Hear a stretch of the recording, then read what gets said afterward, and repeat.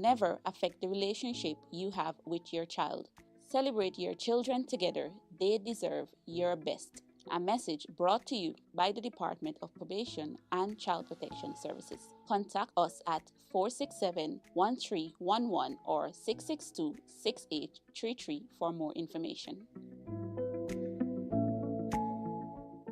Getting sure to be sure of your benefits. Sickness and maternity, I'll tell you about the rest of it.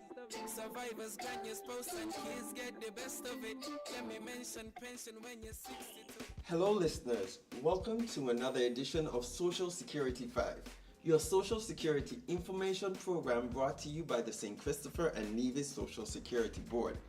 I am your presenter, Beyond Bassett, for this broadcast. The Social Security Board has spoken extensively about the importance of contribution statements. In short, a contribution statement provides a snapshot of your earnings over a particular period and the number of weeks worked. This information lets you know how much earnings have been reported for you over a specific timeline. Let me just share with you some of the ways in which you can make the most of your contribution statement. 1. It can help you to begin to have an idea of how much you may be in a position to earn at pension age. Although the statement doesn't show the exact amount of your pension payment, it records your earnings and contribution weeks. In order to qualify for a pension, an insured person must have a minimum of 500 contribution weeks. However, the more weeks you have, the greater the percentage rate. This statement will put you in a better position of knowing firstly whether or not you actually qualify for an age pension and what your pension amount is likely to be. 2. Your contribution statement can also help you to estimate what your family members may be entitled to receive as survivors' pensions when you die. Social Security pays out benefits to families when the breadwinner passes away. Your dependent children, parent, and a spouse will likely be eligible for payments upon your death. Your total contribution weeks, which are shown in your contribution statement, will indicate if you are in the qualifying conditions for your loved ones to make a claim for survivor's benefit. You must have paid at least 150 contributions into the fund. A claim for funeral grant is also determined by the amount of contribution weeks. The insured person must have actually paid at least 26 contribution weeks into Social Security. 3. You will have access to a snapshot of your earnings record. Under the reported earnings section of the statement, you will be able to view how much you have earned during the particular year. In unfortunate situations, sometimes your income does not get properly reported to Social Security, and this statement will show clearly if this is the case. Your reported earnings plays a critical role in how much and whether or not you are entitled to a short-term or long-term benefit. In this broadcast, we have shared with you 3 very important reasons for reviewing a contribution statement and how you can make the most of your annual statement. To supplement the contribution statement, it is equally important to keep payslips to act as a check and balance of the wage information recorded at Social Security. We encourage all employees and self-employed persons to visit their nearest Social Security office. Email us at customersservice@socialsecurity.kn or call direct or WhatsApp at 869-662-8476 or 668-2545 or 669-2545 to request yours today. While doing so, be sure to update your contact information, including your current address, telephone number, and email so that you can receive all correspondence sent to you. For more information, please feel free to contact our Corporate Communications Department at 465-2535 or 469-5245. That is all the time we have for this edition of Social Security 5. Until we come your way again, this is Beyond Basu, encouraging you to secure your future and know the status of your contributions. Be sure of your benefits. Sickness and maternity, I'll tell you about the rest of it. Survivors grant your spouse and kids get the best of it. Let me mention pension when you're Get ready to stretch your way into the ultimate festival experience. The Sickest Music Festival is calling, and so are some serious prizes. Spend $25 or more on any scratch tickets to win a season pass and a night stay at Park Hyatt, a season pass and a night stay at Sinkers Marriott Resort, and a season pass and a White Sands ticket. That's right, spend $25 or more on any scratch tickets to win. Available at all Caribbean lottery retailers island-wide. You must be 21 and over to play. Welcome to Island Tea with your faves. Keep it locked in with us for your daily dose of hot tea only on Win Media 98.9. Good morning, and how are we all doing this morning? Welcome to today's edition of Island Tea. It's the 20th day of May. We have about, 13 more days to go? 31 days, I think, yeah. So welcome into today's program. Just to remind you, we'll be in simulcast on TVC Channel 40, Facebook, and YouTube. For those of you wishing to join in on the discussion, remember... 11 days to go, sorry. I do not know why I'm giving the month 33 days.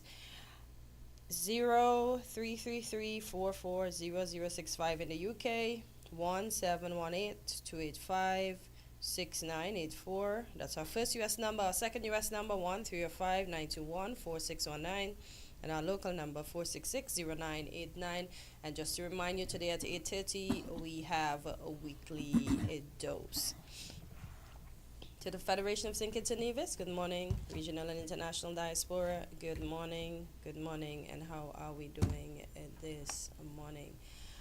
As I was awaiting the start of the program, I was looking at a few headlines that we have here on the local scene, and I see that, I'm sure you would have heard it in the news, but semi-airborne drone survey begin this week, and it says, I'm just going to read a little piece. It says, the survey utilizes a drone carrying geophysical equipment on a rack beneath it at low altitudes. Residents may observe this activity and should not be alarmed. Okay, so if you see a drone flying around, no need to be alarmed.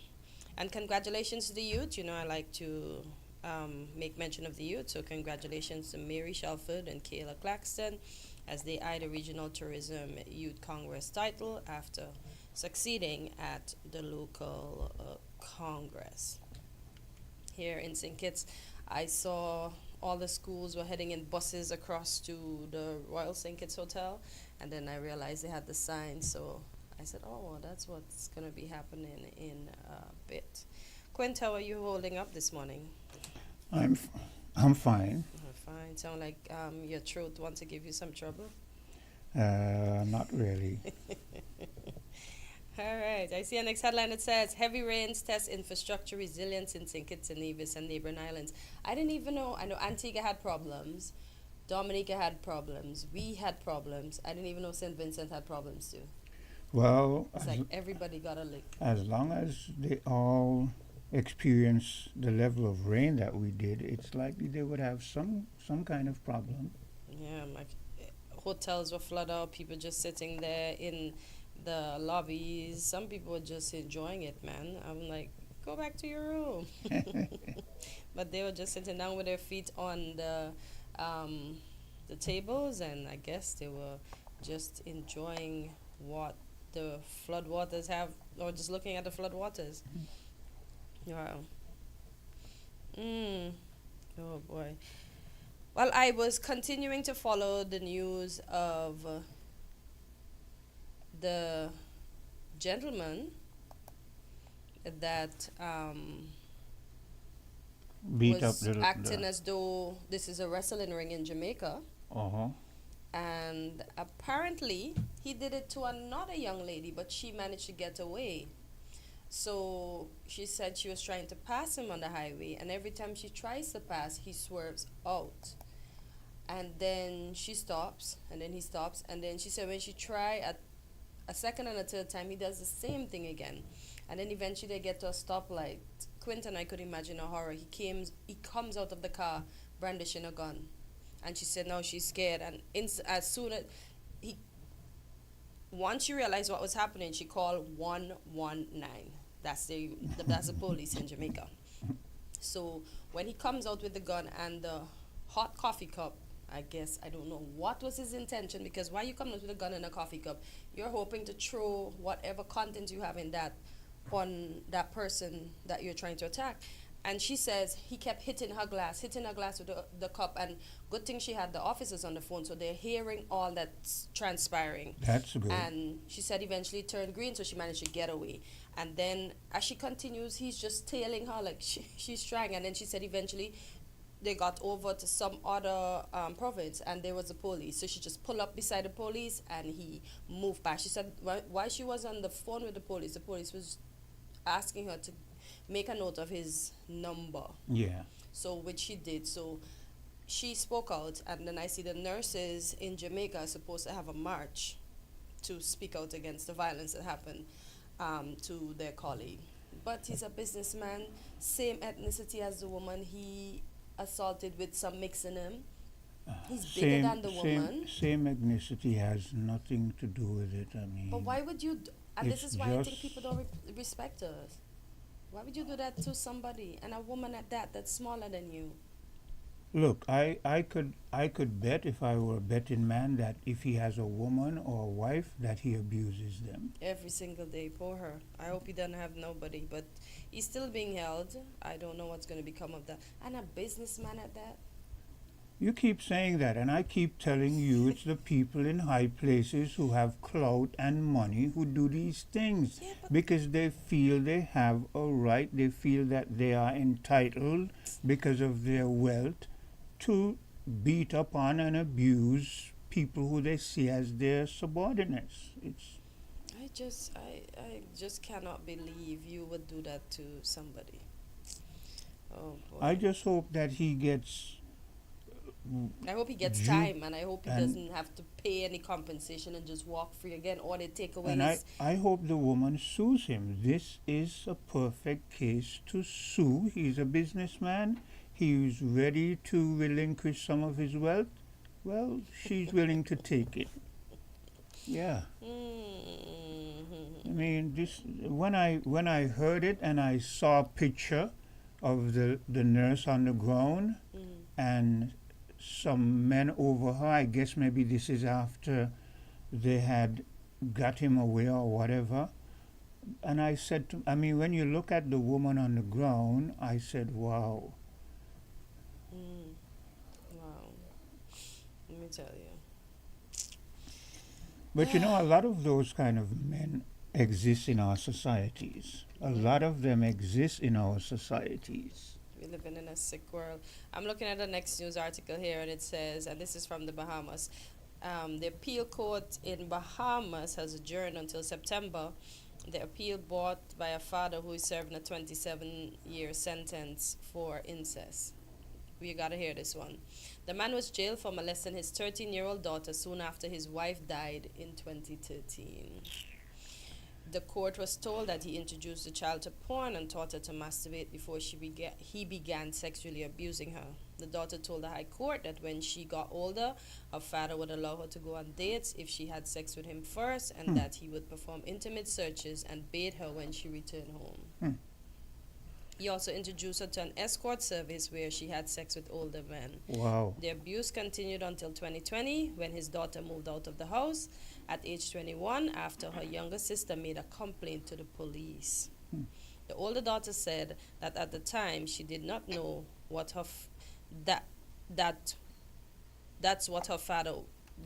what her father was doing was wrong.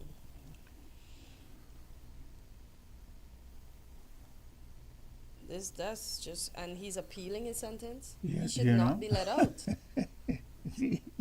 These people, the audacity of some of these people, I Yeah. mean, I don't understand him. He should not have been let out. And it's sad that she didn't know that what her dad was doing was wrong. Well, you see, it's a psychological thing. You blame the adult who does it.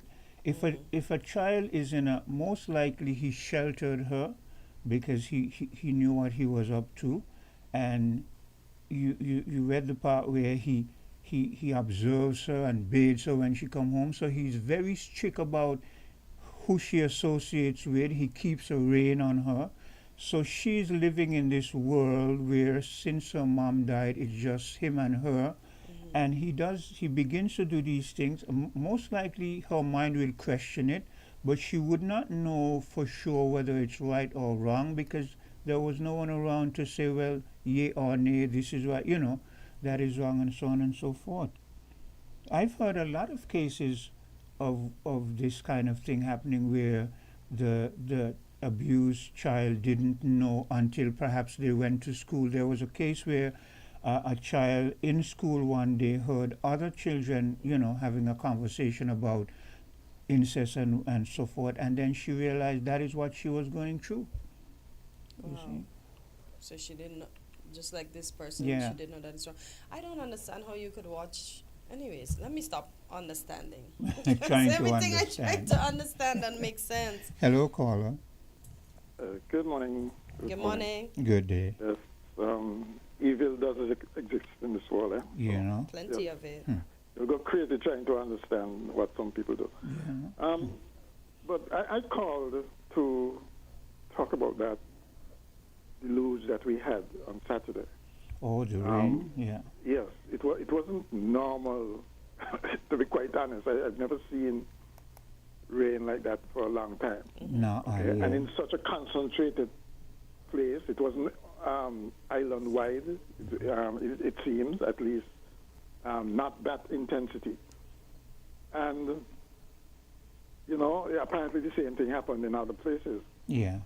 And but my concern is really why we haven't done more to prepare for things like this. I mean, if climate change and resilience and all of that and sustainability is supposed to be foremost, we should be doing more to make sure that our physical environment is such that it can withstand it. Okay? So it's not just about things like energy and those kinds of things. It's also making sure that our physical environment is capable of withstanding deluges or extreme weather conditions like this. Yeah. Okay? I wonder too, when we saw pictures, I'm sure you all saw the photos of the airport or the video of the airport being flooded out. And again, yes, it was unusual rain, but it has to be more than that. It has to have been some design flaw or maintenance problem that should have caused such extensive flooding at an airport of all places. An airport like a hospital, I would think, must be made immune to those kinds of things. Yeah. And so I wonder if, did you hear any official report on it? Because I would think that something like that would have been demanded from the people who were in charge of the hospital to first find out what happened and make sure that it doesn't happen again. All right? And in that connection, we've heard reports, still very hush-hush it seems, that there's supposed to be redevelopment at the airport. What form it's going to take, we don't know. I think we should know. Down to the design. There may be people who can make inputs into it that may be helpful, okay? But I keep saying that if you have a major project that's going to be a multi-million-dollar project, it should encompass some sort of consultation, not just with the experts, but with the public at large, so that we know what we're getting into, right? And be prepared for it as well. And that doesn't seem to, for some reason, administrations change and it's the same thing. All these things are just kept at the very top, and it doesn't filter down until after the fact. And then you're presented with these things, and that's it. You know, it's like a your way or the highway kind of thing. And I wish that would be discontinued, quite honestly. You know, we're an educated populace. Everybody's not going to be interested, I agree. But certainly, quite a number of us would be interested in making sure that our built environment, how we do things, or the roads construction and those kinds of things, are up to par, up to international standards, and we have a good look. Just one last example here of that. I remember back in the school days, my school days, which was way back, we had a group of campers here from Montserrat, and I was one of the persons assigned, the colleagues assigned to take them around. And I still remember them laughing at the fact that we choose to go down into guts rather than over them, bridging them. You know, when we pass places like College Street and other guts around the country, you know, and you know, they had a point, right? In Montserrat, of course, I guess they built bridges over them, and so they thought it was really funny that we still choose to go down into the ditches in the guts rather than bridge them. And up to this day, we're still doing it, when all it requires is a little bit of ingenuity from our engineers, a little bit of money, and we'll be able to do what most other developed places do with their water courses, if they have to have traffic going over them, right?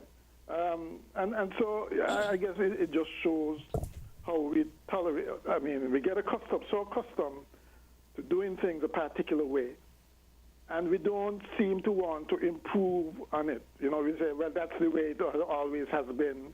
College Street always run. And I mean, I agree that the College Street in particular is a particular challenge because of the water that can come down there.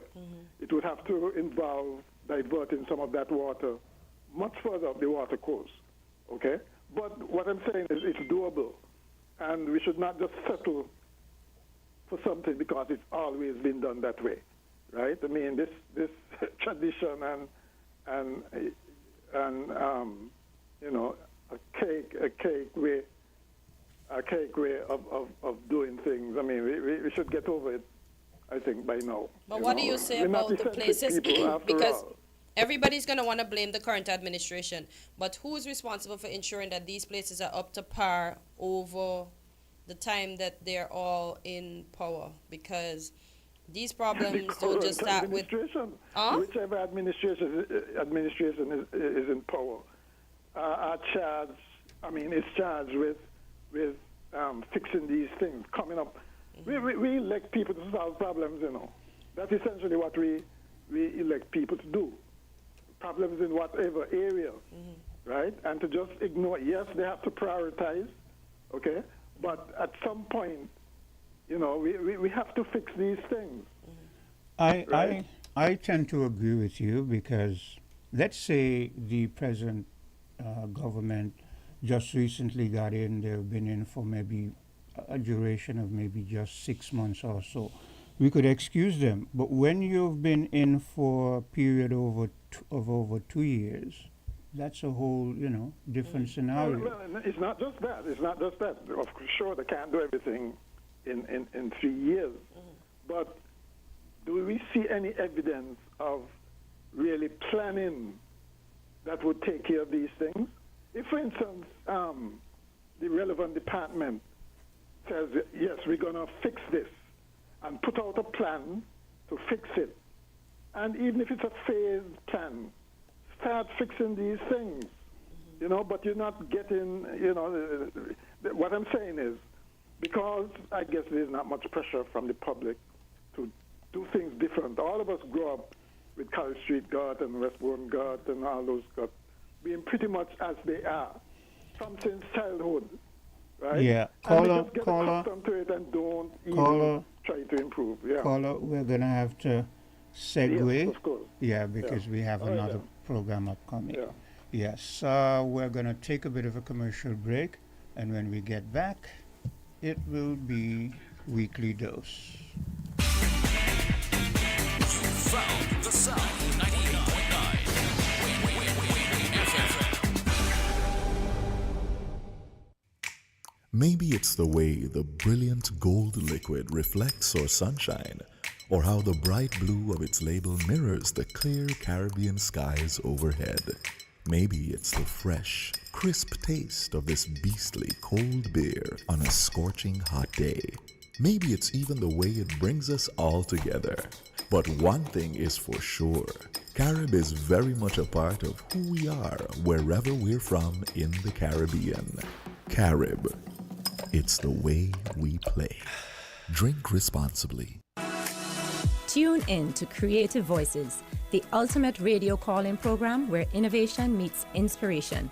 Join me, Dr. Sarah Owen, as I welcome brilliant Caribbean creatives and innovators for engaging sessions that promise to spark your creativity. Don't miss this unique opportunity to interact with our guests, ask your burning questions, and gain insights that could elevate your own creative endeavors. Tune in every other Friday from 10 a.m. to midday. Get inspired. Let your voice be heard. Mark your calendars and prepare to embark on a journey of creativity and innovation with Creative Voices. TDC Home and Building Depot is turning up the savings. Shop exclusive deals on Thursday, May 22nd. Visit shoptdcgroup.com from 5 p.m. till midnight. Friday, May 23rd. Get 20% off select in-store items. Mega Reward members get 5% more. Saturday, May 24th. It's our Big Tent Sale with 75% off furniture, tools, and more. TDC, your favorite retail store. Let's stop child sexual abuse. The age of consent is 16, yet our 15, 14, 13, 12, 11, and 10-year-olds are becoming victims of sexual abuse and exploitation, which is being forced into sexual activity before they are old enough to decide. This causes mental, emotional, and physical harm to our children. Parents, it is your responsibility to protect and to educate your children. Develop a relationship of trust with your child. If they trust you, they will tell you. Child sexual abuse cannot be our norm. We must work together to correct this. Help us prevent, help us protect, help us prosecute.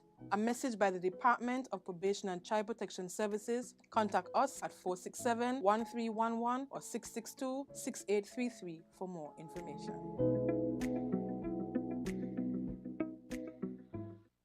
Kids and neighbors, it's time to celebrate! We're raising our glasses and saying cheers to 20 years as your trusted telecommunications provider. And because we love our amazing customers, we're giving you the chance to win. Every week, we've got exciting prizes just for you. And that's not all. Step into a cash vault for a shot at $2,000 in cash. To qualify, switch to Digicel, activate a 3-day plan or higher, pay your bill in full, sign up for postpaid or a new Digicel Plus internet package. Stay connected, keep enjoying the best service, and get ready to win. 20 years strong, and we're just getting started. Visit a Digicel retail store today.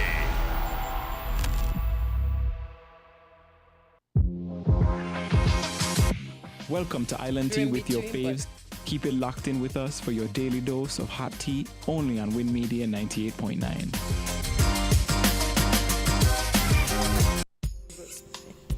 And we're back on Island Tea, and as promised, it's time for weekly dose. And today's topic is diabetes mellitus.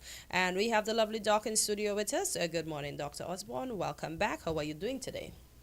Good morning. I'm doing well. It's great to be here with you this morning again. So, yeah, it's always good to be here on a Tuesday morning. These weeks are going by very quickly. I'm like, it's Tuesday again, it's the weekend again. And so, well, we get a chance to be with each other and to be with our audience today. So, it's always good.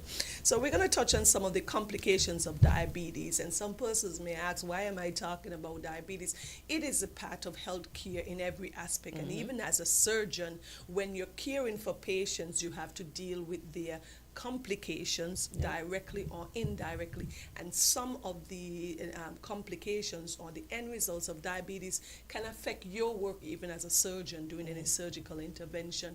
And some of these surgical interventions we do is as a result of diabetes mellitus, because it is a very common disease, and this is something that our community deals with on a day-to-day basis, and it becomes, because it's a chronic illness, I think after a while it becomes so laissez-faire, so common, people stop realizing that though common, it can be very serious. So today we want to enlighten and reinforce some of the associated complications and associated with diabetes mellitus, because I met a young lady in her 30s just recently with a severe infection of the foot, and it was a struggle for us to manage it, do the debridement, meaning taking off the dead tissue and the infected tissue, and get it to a place where it started healing and resolving, because at one point we were at risk of potentially losing the limb. And with a person who are in their 30s, that is a big life change, and we don't want persons to forget it, because oftentimes persons think that once the problem occurs, quickly there should be a solution, and then the healthcare provider is given all of the responsibility to solve that issue. But we've got to realize that this issue has been coming a long time prior. So we've got all these long-term misuse and poor dietary management that leads to these complications, and then there's a point of no return, and we don't want to get there. So if we address some of these things early, so that's what we're going to talk about there this morning, Miss Cortencia. So let us talk about the key facts about diabetes mellitus. So I want you to be clear. These are facts now. So the number of people living with diabetes rose from 200 million in 1990 to about 537 million persons with diabetes in 2022. Wow. So about 37.3 million persons in the United States have diabetes. So that represents about 11% of their population. So if you translate to our population, the data tends to be similar. So that is where we're looking at, around that number of our population are diabetic. That's a large number if you have 11% of your population with diabetes. Okay, so we got to realize that.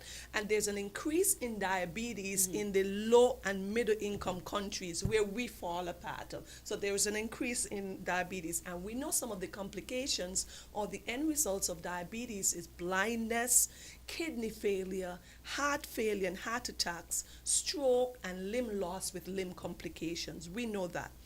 In 2021, diabetes was the direct, let me say it again, the direct cause of 1.6 million deaths, and this is worldwide.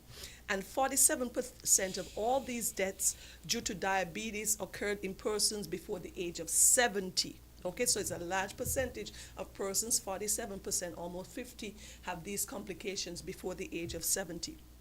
Another 530,000 persons died of kidney disease as a result of diabetes. And we know that kidney disease or chronic kidney failure, the most common cause is diabetes, all right? And we know that high glucose leads to about 11% of cardiovascular deaths. When we talk about cardiovascular death, we're talking about the heart and the blood vessels, complications of those, heart attacks, coronary heart disease, those kind of things that lead to a result of death. So we also know that a healthy diet, regular physical activity, maintaining a normal weight, and avoiding tobacco are ways of controlling and managing when you have diabetes, okay? And diabetes can be treated, and if you don't hear anything else as to this, diabetes can be treated and its consequences are avoided or delayed. So avoid these consequences or complication or delay them with diet, physical activity, medication, regular screening, and early treatment of any complication. Before we continue, is type 1 better than type 2? Is type 2 better than type 1, or they're both bad? Well, then that actually leads us into understanding that there are different types of diabetes, and there's several different types and ways of looking at and classifying diabetes, but we often focus mainly on type 1 and type 2. So what is type 1 diabetes? That diabetes is insulin dependent because what? The pancreas is that organ that produces this insulin, which is very important. The insulin is responsible for taking the glucose or the sugars out of the bloodstream and put it in the cells where it is used, where it is stored. So when you have diabetes type 1, you don't have enough insulin because of the destruction of the cells that produce insulin in the pancreas. So lack of insulin, then you don't have any insulin being produced, and hence the person has to be given or administered insulin. In type 2 diabetes, however, there is some insulin, but it may be compromised in terms of less insulin, and the body, or we have what we call insulin resistant, like your muscles and your liver do not function well or manage the insulin adequately. So you have what we call insulin resistant in this type 2. There is some insulin, but it's not doing what it should do on a level of the cells, and so that those individuals can have problems with the high glucose, and that can lead to some complication. We also do know that type 2 diabetes tend to be diagnosed later in life, okay, and it's the most common type of diabetes, okay, which is a type 2, and it's the most preventable with the things that we spoke about, and we'll continue to speak about: losing weight, exercise, having a healthy diet. Most of the time when you have type 1 diabetes, it is what we call juvenile or early onset diabetes, where there's some kind of destruction, whether autoimmune, of your pancreatic cells, so they do not produce any insulin. Okay, so now that I've segued, let's get back to regular Well, you programming. haven't segued because that is a part of our discussion. All right. So what is diabetes mellitus? So diabetes, we know that it's a chronic condition. Many persons hear about diabetes, but sometimes it's worth repeating. So we know that the pancreas is responsible for producing that lovely hormone that's called the insulin. And if we don't have it, you're going to realize how much problem it brings when you don't have enough. Healthy persons, because your insulin is functioning well, you eat a sugary cupcake, you eat a sugary cookie, and your insulin produced by the pancreas just comes in, sops up all of that sugar that is circulating and put it into the cell, and then your blood sugars remain balanced, because the important thing is what we call homeostasis in the body. Everything must be in a perfect balance for things to work well. So you don't want your blood sugars to be elevated. But when you have diabetes, this chronic condition, there is not enough insulin being produced, or the insulin is not having resistance and a level of the cells and the liver, or you don't have any insulin at all. Okay, and so what happens? Your blood sugars are elevated in this instance. So there is little insulin, not enough insulin, or the body is not able to use the insulin adequately. And so your blood sugars are elevated, and that is what leads to a lot of the problems or the complications that we often discuss. Okay. So I know we just mentioned the types, but as you said, it's always worth discussing again. So what are the types of diabetes So we went mellitus? through them at type 1, type 2. We can also mention something that's called gestational diabetes, where women in their pregnancy, once they're pregnant, they can have elevated blood sugars, oftentimes without symptoms, because you're having all these tiredness, this exhaustion, so it can be confused with just normal pregnancy. But when you check your glucose level, which you should do when you're being followed by your OBGYN or your gynecologist, you should check that. And then women in their latter mid or third trimester can have elevated blood sugars, and we call that gestational diabetes. You treat that while they're pregnant. Most times it resolves after they would have given birth, but it puts you at risk later on for developing type 2 diabetes. Wow. And so we know we talk about type 1 already, and we have type 2. We not always think that type 1 is the one that insulin completely dependent, because you're not producing any or very little insulin from the pancreas, and type 2 because the insulin is little but is not being effective in terms of how it is used at the level of the cells, at the level of the different organs that need to process it. Okay? Okay. So let's talk about the diagnosis. How is diabetes mellitus diagnosed?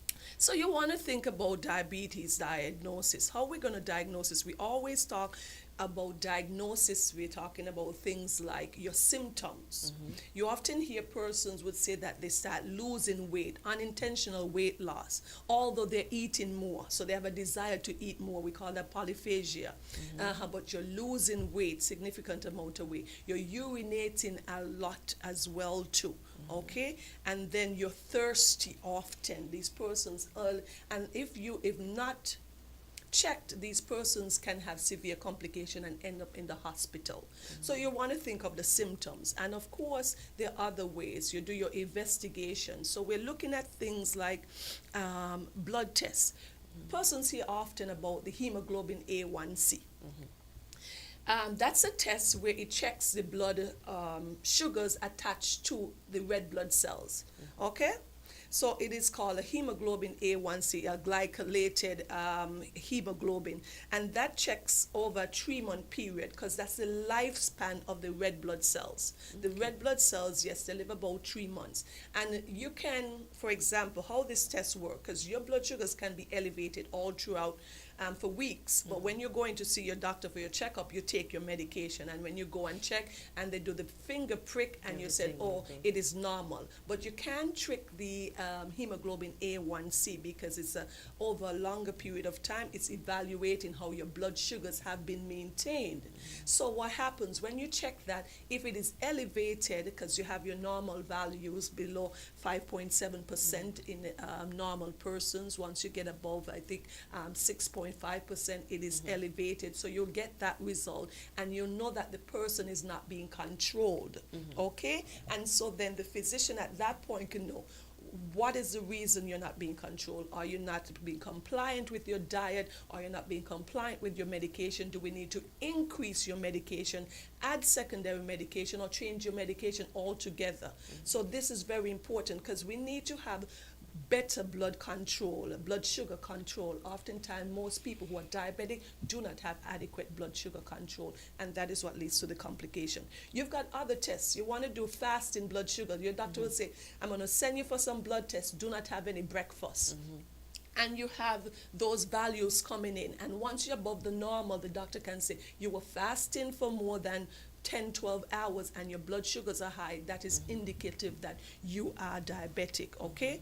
You have other things like if you do a random test, like for example, you're not feeling well and you go to the hospital, the emergency room at the physician's office, and they check your blood sugars. If it's above 200 milligram per deciliter, that's almost a stamp there that you're diabetic, irrespective of if you had eaten an hour ago, because your body should be able to absorb or remove that glucose from your circulating blood almost immediately. So there are different tests to check.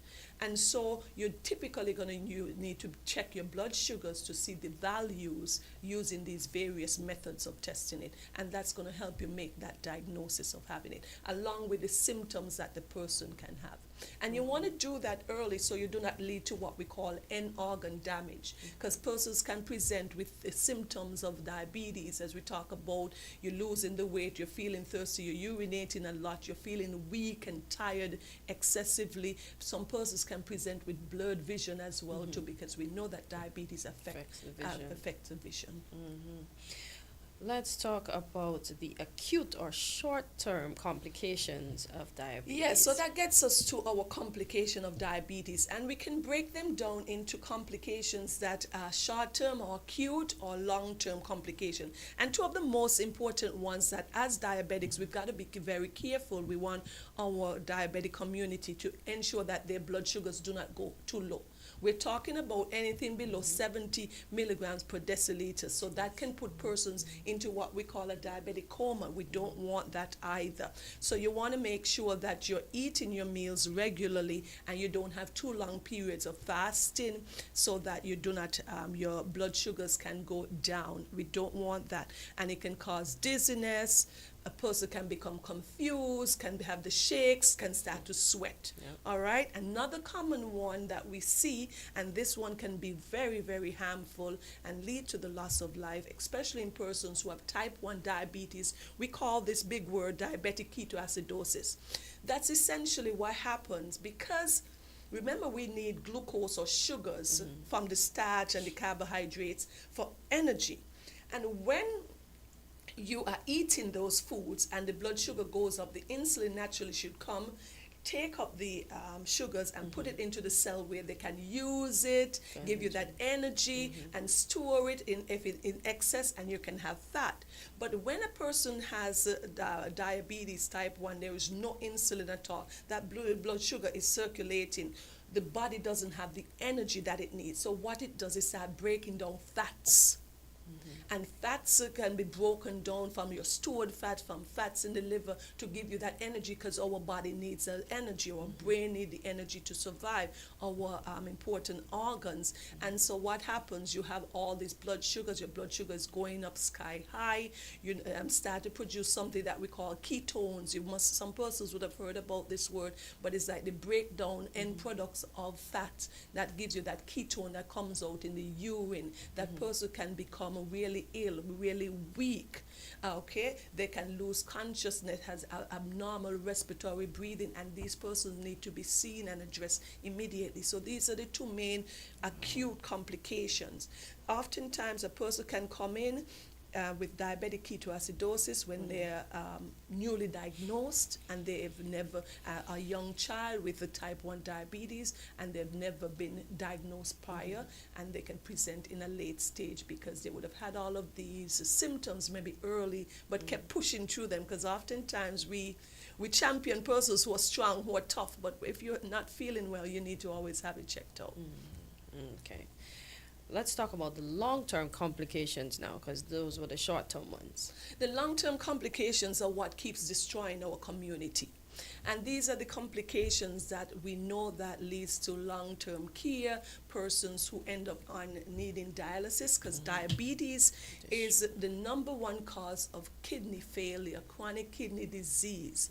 And that person then, the kidneys are not functioning, they need to be on dialysis. These are persons who may need to have kidney transplant. We don't offer that here, but long-term dialysis can have also its associated complications as well, and it can be very costly. So we want to think about that. It can also lead to heart disease, cardiovascular disease. We know persons who have long-term diabetes can die as a result of heart attacks.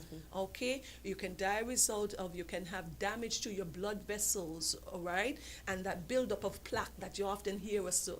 And once you have that buildup of plaque in your blood vessels that supplies the heart, you can lead to what? Heart failure, heart attacks. We don't want that. You've got things like diabetic neuropathy. You've heard us mention this before on the show. When a person have long-term diabetes, that's give you that numbing sensation. We have that glove and stocking sensation where that person says, "Doc, I have this pricky sensation in my feet." That's the long-term diabetes affecting the nerves. And what happens, you have sensory loss, so you do not feel. So if you get an injury, a normal person would say, "Ow, a stone is in my shoe, a piece of gravel, I was struck by a nail." Sometimes diabetics do not recognize that they have injuries. Walk around with a nail in yes, their feet. and so they're walking around with injuries, and these injuries, because of the high glucose circulating the body, builds up bacteria quick. The bacteria loves the sugar that is circulating, and then they develop a severe infection. And within a matter of 1 to 2 days, a diabetic can have a very aggressive infection to the foot that leads to loss of toes, digits, loss of limbs, which we do not want. So we have to be careful.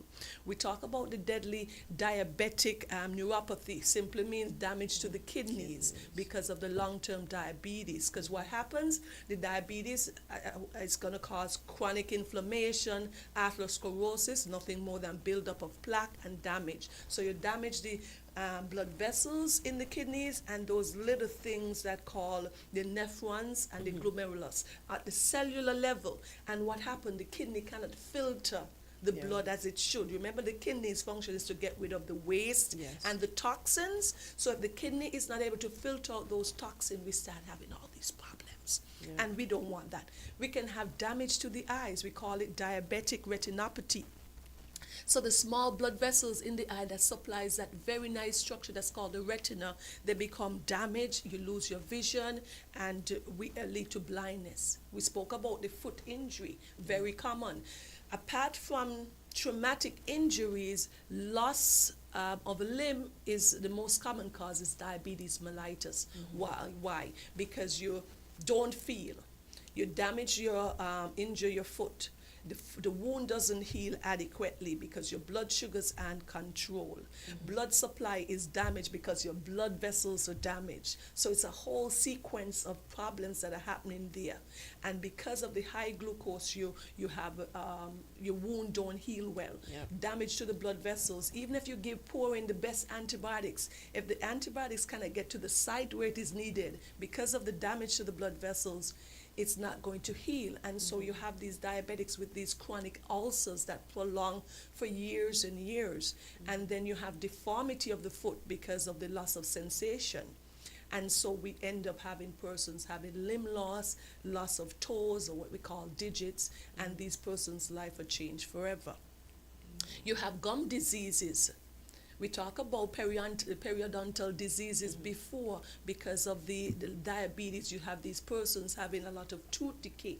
They have a lot of tooth loss. The gums are weak or damaged because of the chronic inflammation, and sometimes their teeth just fall out because of the long-term diabetes. Hearing impaired because as a result of long-term diabetes, damaging the blood vessels and the nerves that are responsible for hearing. And it can lead to things. Lots of studies are pointing towards Alzheimer, which is a form of dementia. So persons as they get older, but with long-term diabetes, there's increasing studies that are showing there's a link between diabetes and development of Alzheimer's. So we have got to keep an eye on this. Though the diabetes is a chronic and common, very common disease, we start to think that and take it so casually. And that way, what happens, the complications creep up on us and we have all these long-term problems. I notice most persons with diabetes, everything is the foot, the foot, the foot. Are you aware why it attacks like the lower limbs mostly first? Because you hardly hear a person losing a hand or a finger, straight to the foot. Okay, that's a very interesting question. Why is that? Think about the heart. The heart is a pump. And the heart is responsible for sending blood to every part of the body. What is the most distal structure from that pump? Your foot at the bottom. Right. So think about a pump in your community. So imagine we have to turn on the water pipe and we have a hill or the most distant area. If we turn off the main faucet, who loses the water supply first? Person at the end, furthest away, or at the furthest away from the main source. The main source here is the pump, the main source of our body for heart and blood that carries all the beautiful nutrients and everything that we need is the heart. And so the further away you go from the heart, the slower and the weaker the blood supply can become. And so what happens? Because of several different things, poor blood supply. Okay, these poor blood supply damages even the nerves because the nerve themselves needs supply from the blood because every living structure needs energy and supply and nutrients and oxygen that is supplied by the blood. So you have loss of proper blood supplies because in diabetes, the small and medium-sized blood vessels are damaged over time, destroyed because of the development of plaque and everything that goes on. And so a person with an injury to the foot and the blood supply is already poor, or it's the furthest from the main source, then that is the first area to suffer. Okay? the upper limbs can have injury, but they're closer to the heart, To so the their heart, blood yeah. supply is much more adequate than the. Get And into then the you're foot. standing on your feet. We do not appreciate our feet until we have a problem with them, because we think, oh, feet, oh, we take the heart is a more special organ, the brain is so much more important. But these feet are important. It takes us Very. places. And when you stand for long periods of time and you have sensory loss because of diabetes, you're standing in the same position. What happens? You can develop ulcers there.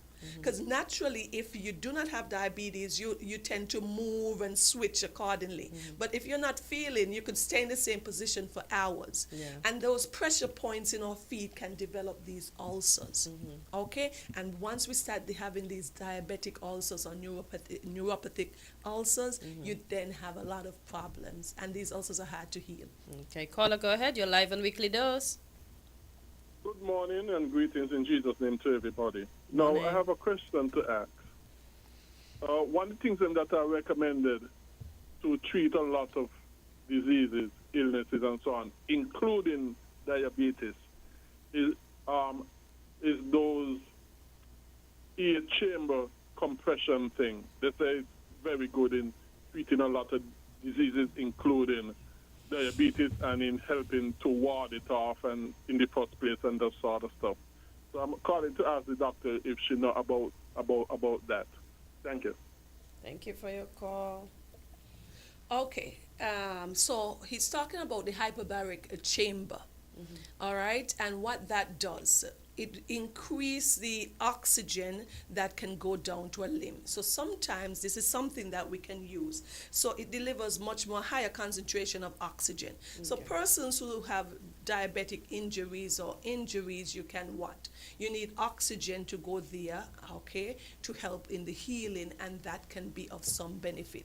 But these things, I don't know if we have access to it here in the Federation, but can be very costly as well. We know that there is some benefits behind it, but we are at a point that if we do prevention and preventative care, which is our main goal here, because our socioeconomic limitations, we're going to delay some of the complications or prevent them. That ultimately is our goal. So yes, we have what we call the hyperbaric chamber. So that's a medical device that increases atmospheric pressure to deliver higher concentration of oxygen to the body. So that can promote healing.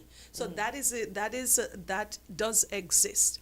But importantly, though, we're talking about a community where limitations are going to be always going to be a limiting factor. Cost and everything. And if we can prevent this, because even with the hyperbaric chamber, it cannot heal all of the wounds, because if we have dead tissue and a dead limb, once it's dead, it cannot come back. Okay, but it does have some benefit into persons who have these early onset and these chronic ulcers. It can help improve some of them. Yes. Okay. Caller, go ahead. You're live on Weekly Dose. Good morning. Yes, it's me again. Morning again. There is a place up Boardwalk, and the Prime Minister was some time ago on the air about it, where he was walked through the building. There's a place up Boardwalk that provides that hyperbaric chamber service. And the Prime Minister was some time ago. Yeah, but find out, another question I would like to ask. You spoke about the dead flesh. There is a treatment as well with maggots that eats away the dead flesh to help the ulcers and wounds and so heal back. Also, like the doctor, how knowledgeable she with that maggot treatment for diabetes, wounds, and ulcers and that sort of stuff. Thank you. Okay, yeah. So there's some. Let me tell you what happens. Naturally, once a wound begins to deteriorate and becomes infected, maggots, because remember, they come from the flies, they deposit their eggs, and they develop there. When someone passes away, that is how we have deterioration and breakdown of tissues because of the maggot. So the maggots eat dead flesh. So there are some benefits to that when you have the maggots taking away the dead tissue from a wound. So there's such a treatment here? We don't do a treatment like that. But what we do from a medical point of view, and which is similar to what the maggots would do, okay? is we remove or debride that same necrotic tissue, because once you have any dead tissue, it's not coming back. You have to excise or remove all of it. So we can remove that surgically, okay? And that's what we do when we have tissues that are dead or lifeless. And then beautifully, the body is such a marvelous structure, because if you have, sometimes you see a large open wound and patients and individuals, families panic, but a lot of times these wounds close right back down because of all of the healing mechanisms. These wounds contract, and then a wound that was 6-10 centimeters close right back down to nothing. With proper care, your antibiotics, your nutrients, that is important, and making sure that your blood sugars are maintained. I know persons with diabetes, they say, oh, don't have your foot in socks all the time. But what about us wearing compression socks to help with our circulation? If you have, that's a different condition. So when we talk about, that's talking about venous insufficiency, where your blood vessels, we know we have the arteries that takes blood to all of the organs and structures, and the veins bring blood back to the heart, so that the blood doesn't have oxygen in it.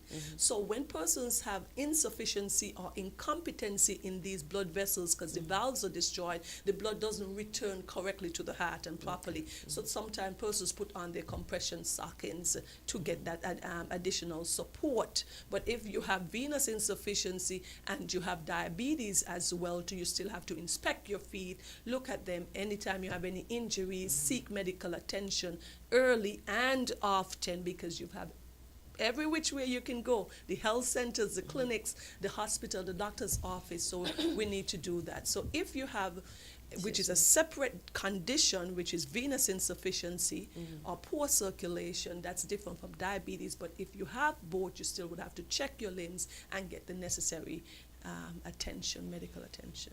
Okay, I know you speak about the prevention, but prevention is better than cure, so tell them again. Man, we always have to talk about prevention. Persons need to know that if we don't become a society where we think ahead, it's like my partner always say, a slow-moving punch. You know you have diabetes. You've got to do everything now once you're told that you have diabetes. After you've gone through the emotion and the fear and the anxiety, you know, what do I need to do? And it's going to start with what you put in your mouth. Your diet is going to be absolutely paramount. What you eat, you want to cut back on all your starchy and high carbohydrates food. Eat more foods with fresh vegetables, fruits, salads, and proteins. You want to make sure that you have a healthier diet. You want to then exercise. You've got to start walking, start going to the gym. Whatever you like to do, if you play tennis, whatever form of exercise you do, you want to ramp that up. You want to lose weight, because the less your weight is, especially in type 2 diabetes, you can control your demand for oral medications or for insulin.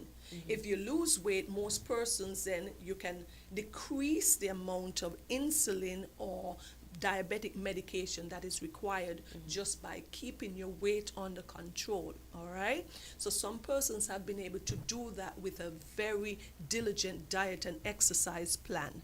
And so you want to delay or prevent the complications by doing that. You want to make sure that you keep a healthy body weight, you exercise. Those are the things we have to emphasize always. And we know that, and I often speak about that, there's several chronic, non-communicable diseases that leads to most of our health problems. That is diabetes, hypertension, and obesity. And if we were to resolve a lot of that, and how do we resolve a lot of that? With our diet, exercise, okay? And staying active, and then we control our blood sugars better, we control our blood pressures better, we lower the obesity rate, and we lower the complications that come as a result. I don't like the fact that I have type 1, but I notice that people in type 2, they lose weight way quicker than us with type 1. It's like the more insulin we put in our bodies, the more you want to eat, and it's as this mouth just gets us in sheer trouble. I often try to understand why are they so lucky with the weight loss, but the other complications aren't so good. So Well, I don't know naturally. Initially, I want to explain this because there's always science behind what we discuss. Initially, when you're diagnosed with diabetes and you are not treated, you're going to lose weight and significant amount of weight.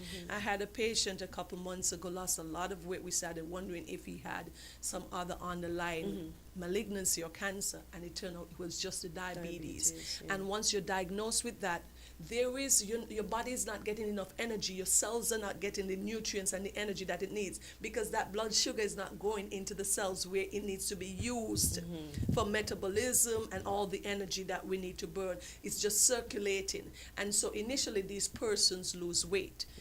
Once you have your blood sugars under control now, taking your medication, whatever it may be, oral tablets or insulin, then your weight should stabilize. And then you want to control your weight with your exercise. Okay, we got to insist on patients doing that. Another thing I want to point out, and we always have to remember, we have a large population of diabetics, and you also, I don't have specific data, but a large percentage of our persons are not adequately controlled. And also I want to tell the audience that even though you started on one metformin, for example, which is one of the most common drugs that we use for diabetes, that doesn't mean you're going to stay on that one metformin for the rest of your life. As your body changes, as you get older, your demand for medication will change, and so you will have to follow up and get your annual checks with your physician. And so if you were taking one, you may have to start taking two. Some persons who are type 2 diabetics, they will start by using oral medication, but as time goes by and the wear and tear on the pancreas, and with age, they're going to produce less and less insulin. Those persons may then have to transfer to using insulin for their treatment as well too. Okay? So it's very important that we do continuous follow-ups.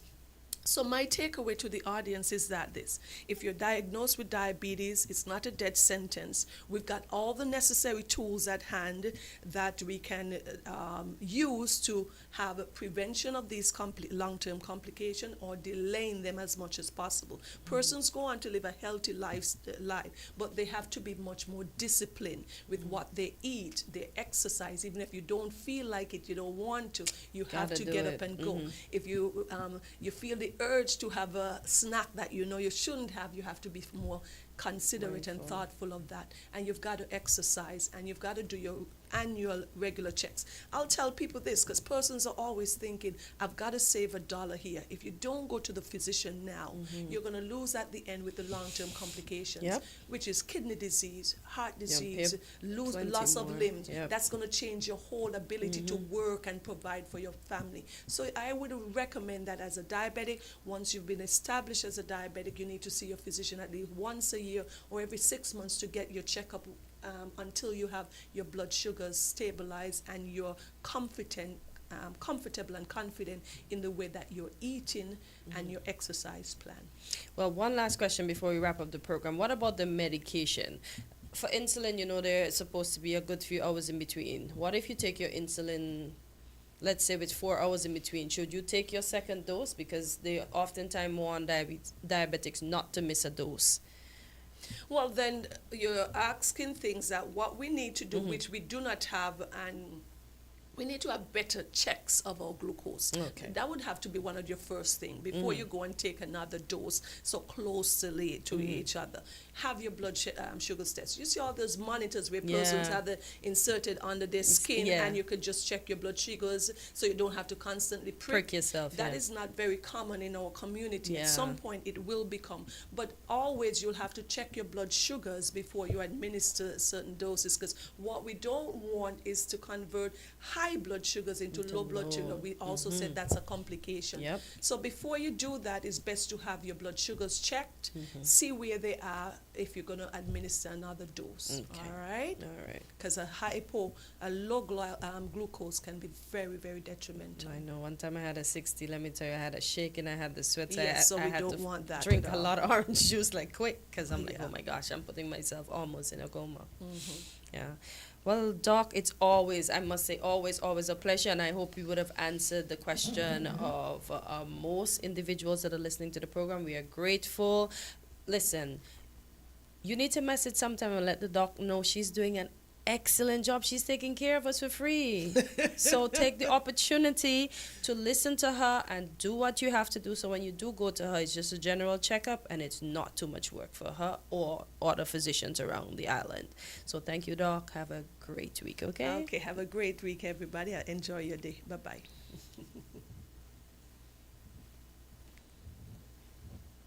WINN is 98.9. 98.9 is Win FM. Maybe it's the way the brilliant gold liquid reflects our sunshine, or how the bright blue of its label mirrors the clear Caribbean skies overhead. Maybe it's the fresh, crisp taste of this beastly cold beer on a scorching hot day. Maybe it's even the way it brings us all together. But one thing is for sure, Carib is very much a part of who we are wherever we're from in the Caribbean. Carib, it's the way we play. Drink responsibly. We're different. We're 98.9. 98.9 Win FM. Unlock the secrets to a healthier you. Join Dr. Natalie Osborne every Tuesday at 8:30 a.m. on WinFM 98.9 for Weekly Dose. During this 30-minute health discussion, we aim to educate and empower our listeners on the prevention of diseases, early diagnosis, and timely intervention. Don't miss out on this informative health talk where we teach you to live your best life. Weekly Dose, Tuesdays on WinFM 98.9.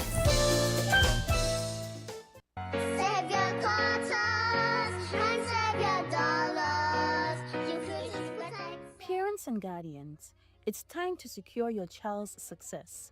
Enroll them in Aspire and unlock amazing benefits. $500 in cash savings, $500 in investment shares, and life-changing financial education to teach budgeting, saving, and investing. Don't wait. Sign up your child or ward for Aspire today and give them the tools to achieve greatness. Visit aspire.gov.kn for more information.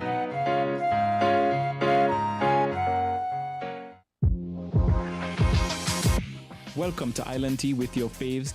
Keep it locked in with us for your daily dose of hot tea only on Win Media 98.9.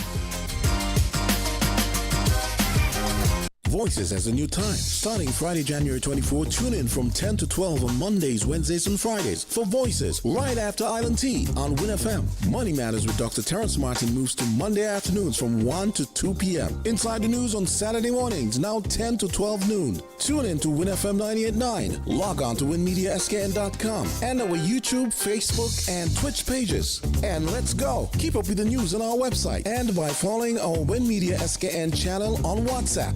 Message your comments or call WinFM at 466-0989, 662-0989, or call our U.S. numbers from anywhere, 718-285-6984, 305-921-4619, and call our sales office at 466-9586. Voices, now 10 to 12 a.m. Mondays, Wednesdays, and Fridays. Money Matters, 1 to 2 p.m. Monday afternoon. And Inside the News, Saturdays, 10 to 12 noon on WinFM 98.9.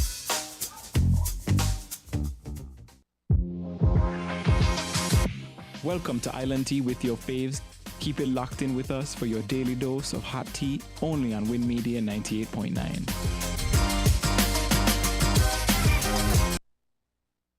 Island Tea, and after such an informative health talk, I'm going to take it foreign. We're going to go back to the mainland, and I see a headline that says Trump admin to pay $5 million to family of woman who died while part of the U.S. Capitol riot. So it says the woman was shot dead by a police officer during the January 6, 2021 attack on the U.S. Capitol. She was 35. She was shot as she tried to climb through a window leading to the House Speaker's lobby during the assault on Congress. And Babbitt's estate filed a wrongful death suit last year seeking $30 million. The case has been scheduled to go on trial, but the U.S. Justice Department reversed course after Trump won the November 2024 election and entered into settlement talks. The Post, citing two people familiar with the matter, said a settlement has been reached under which the government would pay nearly $5 million to Babbitt's family. What do you think of that? And I'm happy that the police that shot her was cleared of any wrongdoing. I don't wish to comment really on, you know. I don't even like to hear chumps. It's a bit low. I don't even like to hear Trump's name mentioned. Oh boy. You know.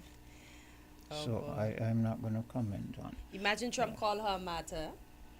Yeah. Trump says she's a martyr, and her estate was represented in the wrongful death suit by the conservative group Judicial Watch. Boy, I just can't imagine. 140 police officers were injured, right? And it's like he cared more about the people that were doing the wrongdoing than the officers that are supposed to serve and protect him and all the other citizens of that supposed great nation. Well, like I said, I'm not going to really comment. Well, I have a next one here for We you. have a caller. Okay. Caller, go ahead. You're live on Island T. Hello? Yes, it's me again. No, there is something. Well, I posted this today, just not too long ago, on your Facebook page of today's program and on your YouTube channel to today's program as well. I posted this information on those pages. Okay? So you can go there. The article is entitled, well, you all spoke about having sex with a 13-year-old girl. Something that you all mentioned as news. Her father, which is absolutely wrong. Right. Well, this is about another 13-year-old girl. But this happened a few years back. The article is entitled, and like I say, it's on your YouTube and Facebook thing for today's program. This article is entitled, Sex with a 13-year-old. The article dated May 5th, 2006. Now, somebody might say, Greg, well, why Morning, is it so guys. far back? Well, it's a local issue, and we swept it under the rug, and you need to come back from on. You need to come out from You under said the rug. one you posted is a local issue? Yes, it's a local issue. Okay. And a political issue, too. Now, let me just read something. It was written by Samuel Engel. Let me just read a little thing here from the article. Because people might say, and it used to be something big on Win FM. It used to be reported big on Win FM. Let me say this. Let me read a few things. Dwyer Astafan, Minister of National Security, Justice and Labor, said he has reliable information that reveals that two influential members of the People Actions Movement had sex with a 13-year-old girl. Astafan made the announcement at a Labour Party public meeting on Sunday in Bastille. And he goes on to say, I was present when she made the statement, Astafan said. I was present when she made the statement, Astafan said. No, this was during an election time. And Pam may as well, maybe they lost the election, maybe that was one of the reasons why they lost the election, maybe. You have another It was caller. during election time. So what I'm Morning, guys. Morning. Yeah, but this issue was just swept under the rug like that. Two PAM officials here accusing, and the impression was the two of them were running. The two of them were candidates. That was the impression that people got, including them on the PAM side. And it was just swept under the rug just like that. You know, I still want to know what the police uncovered, and if they found out that it was true, why haven't they done anything about it? And if it is found out that it is not true, why Dwyer Astafan was never taken to task over it? we just regard this as just, okay, yeah, he had the accuser had sexual assault. He said he was there when she made statement. Okay, next subject. What is the next subject? That's how we treat that. So it seemed to me when certain people are accused of something, man, turn your eye the other direction. And people aren't going to talk for 9 days, and that's it. I still want to know what the police uncovered on this issue, because one or the other parties need to be taken to task. Yeah, we have another caller on the line. Caller, go ahead. Good morning. Yeah, Quinn said he wasn't gonna touch the first topic that you brought up. Now, for me, was this woman was she a protester? Yeah, she was. She was one of the protesters, Miss Babbitt. If she was a protester, taxpayers should not be paying her family no money. She put herself in that predicament. She knew what she was going to do. Taxpayers should not be paying nobody no money on her behalf. And she was going through a window. Yeah. So that's exactly. The only thief go through window. Robbers window. So taxpayers should not have to foot no bill for nonsense. But she gonna get the money because they're gonna get the money because Trump is in power now. So he's gonna give them the money. Yeah, I don't believe if otherwise they wouldn't get any money. Cause she come in your window. Only robbers go through window. So my thing is taxpayers should not have to foot no bill for people and their nonsense. Have a good day. Thank you. Yeah, Greg? Same as if we lost Greg. Greg, if we lost you, you can call back. Yeah, sorry about that. Yeah. Yeah, that's always the once you speak about it, it comes up. But as I think Cleo would have spoken about it one time too when she mentioned that these things are happening right here in our society and we don't know about it. And if it's reported, it's normally hushed up and yeah, we just forget about it. Like Greg said, we talk for 9 days and then on to the next topic. But to bring the awareness, and as you mentioned earlier to Quint, the young lady didn't know she was being molested until she heard the conversation in school. So the awareness is good, and for the persons listening, share it. If you see something, say something. Caller, go ahead. You're live on Island T.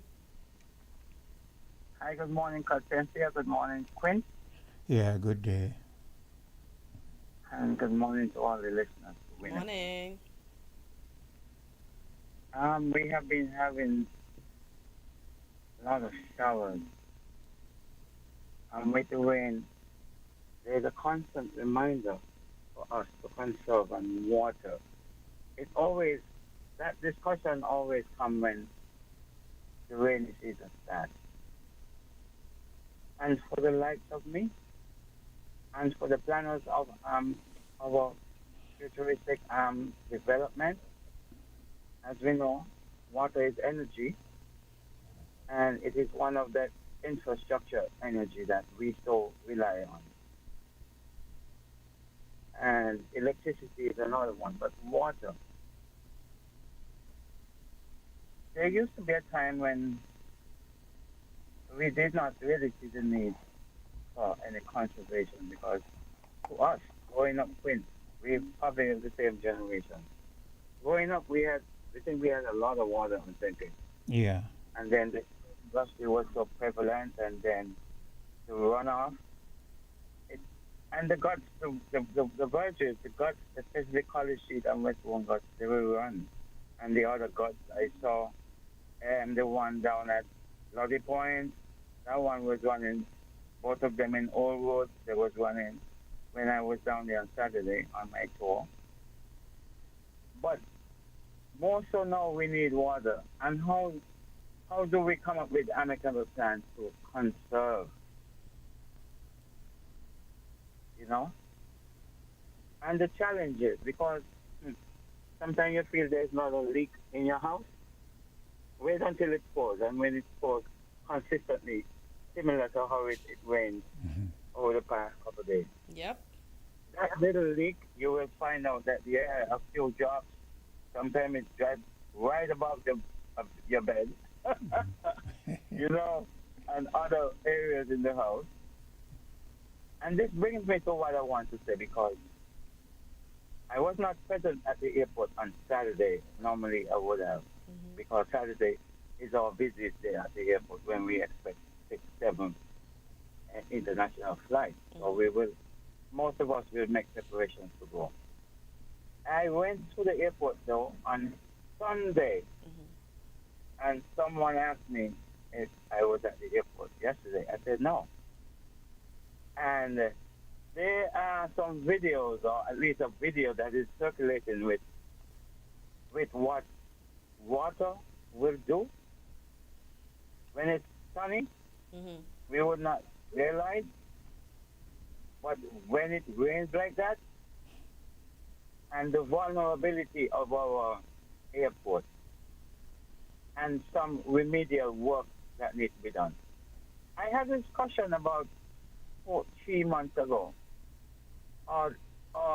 yes, but it related to, I was expecting to see something on the budget debate about the airport expansion or the airport, some remedial work to the airport. And for the likes of me, that airport seems to be invading, the planners, those who are budgeting for the upkeep of such an institution or such an area. And I think there's time for us to really look at the airport and really.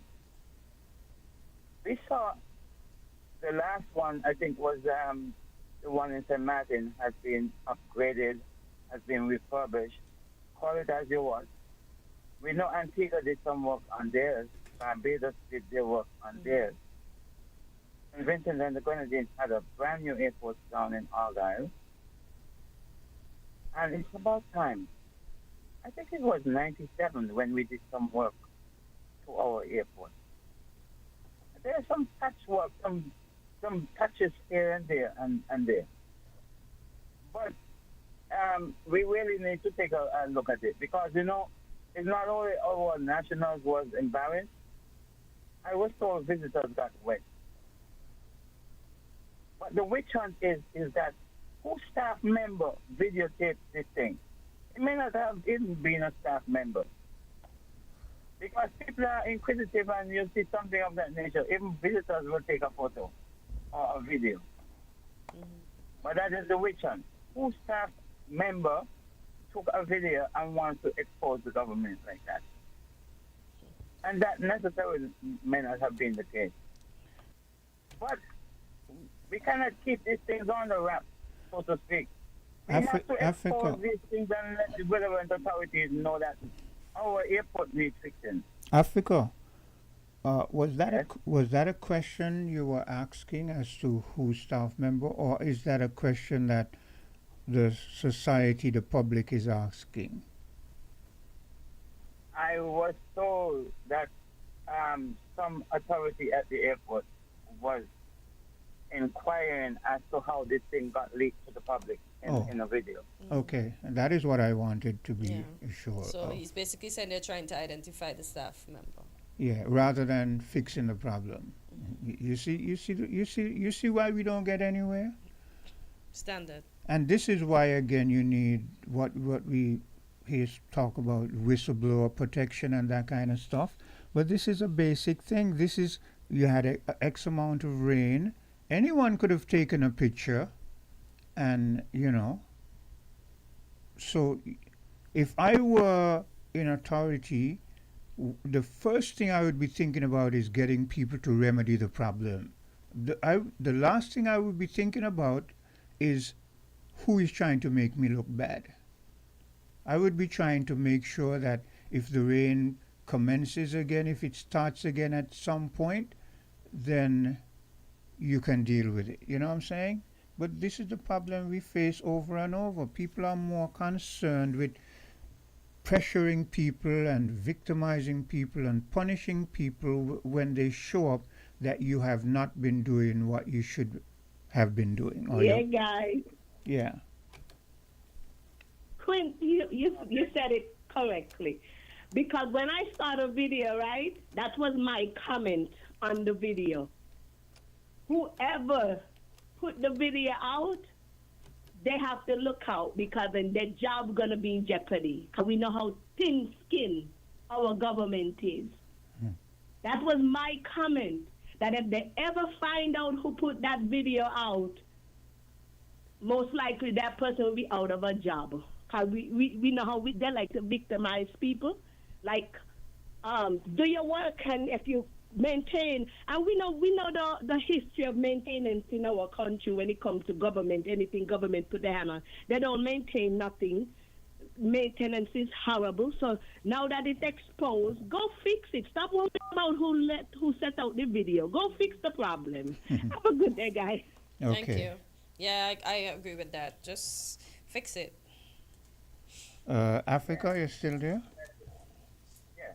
Yes. There's nothing to really, like I said earlier, even us as individuals, us as family members, we will discover that there's a leakage in a porous, some porousness in the galva room. The material that normally cover our roofs. But just don't be negligent of the fact that you have a leak in your house. Go and try to remedy it. More so our airport, which we do welcome our visitors. And it is very embarrassing to see that, we had was to be putting cones here to say that the turf is wet because the type of soils that we use, it's like, it has this sort of gloss on it. Yeah. And you would think that it's just a gloss, but sometimes it's water. And then you're so easy to slip on it, and, that creates another, exposure for lawsuits and things of that nature. Yeah. So I operate from the airport, and I would critique the airport in my own right because I want to see the enhancement and the smooth flow of the airport. If you ask me a question, does the airport has already lived out its usefulness in terms of the size and so forth? I would tell you, yeah. How can we budget so that we can have a budget debate at the annual, the point of time? We need to budget for the airport. Expansion, properly done, airport expansion, all of that Hillhad Meadows area should have been a part to an area reserved for the airport expansion northward, so we can have adequate room to really do, and not to just do it in a piecemeal manner, so that in another 5-6 years it lives up that lifespan again. Because we have to think that we are going in other areas too. Like I spoke about the water conservation and the electricity and the dismal report of the 2.0 comparing to 2022 when it was 8.8 according to the IMF. Yeah. We have another caller. Okay, thanks for listening. Thank you. You can always call back. Hello, caller. Yeah, hello, good morning to you guys, man. How you guys doing today? Good, thanks. Cool. Yourself? Yeah, pretty good. Yeah, and about the airport situation, undoubtedly, that's kind of embarrassing looking in from, on the international scene. Shouldn't the airport be operating under some safety rules and regulations? Yeah, it's all good that we're here looking at this as like people are complaining, but it really doesn't look good, man. It's embarrassing. That's the one word everybody mentions. Everybody says it's embarrassing. I feel bad for my country when I see that. The government of the day, were they reactive at all to that incident? Did they come out and make any statements? Did they say anything about it? Did they, did they defend the employees who had to work underneath those conditions at that specific day. I mean, I know they have a agency they call OSHA. You know, all that flood water that was in the airport. You know, and suppose somebody got electrocuted up there. Hello? You know, they're talking about bringing a smart hospital, but a port of entry such as the airport, Yeah, we have it another doesn't caller. look good it doesn't look good when you start thinking about safety regulations on the job. So whoever leak a video or whatever, they shouldn't even be worried about their job. Their job should not be in jeopardy because they have a whistleblower law that they pass anyway. Yeah, we So have why another. you have a We have whistleblower another. law? We And have another caller. You don't have to hang go up. right ahead, man. Yes, hello? Yes, it's me again. The second issue that I was mentioning, I'm trying to be as quick as possible. The second issue that I was mentioning is this. You all mentioned this morning about climate change. And I'm going to say something. I'm going to give you the name of a video. The source is very reputable and credible. There is a video on YouTube. You go on YouTube and you search for the dimming full-length climate engineering documentary. And in brackets after that, you have geoengineering watch. Okay? And it shows you how governments, but especially the American government, is messing around big time with the climate worldwide. And a lot of these chemtrails and chemtrails, whichever one it is, there is a lot more going on to them than what we think. And other issues as well. They show you how they geoengineer the climate in different ways that are going on. And a lot of it is blame on climate change when it is not climate change. It is geoengineering of the climate. And we need to know that as well.